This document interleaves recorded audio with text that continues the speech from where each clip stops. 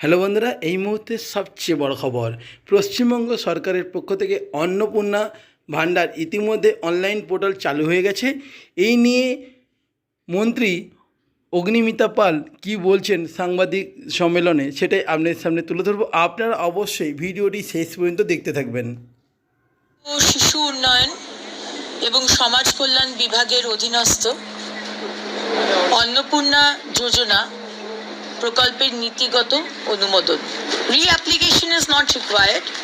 যারা যারা লক্ষ্মীর ভাণ্ডার পেতেন তাদেরই নাম আবার করে অন্নপূর্ণার ভাণ্ডার জাস্ট নামগুলো ট্রান্সফার হয়ে যাবে এই স্কিমে।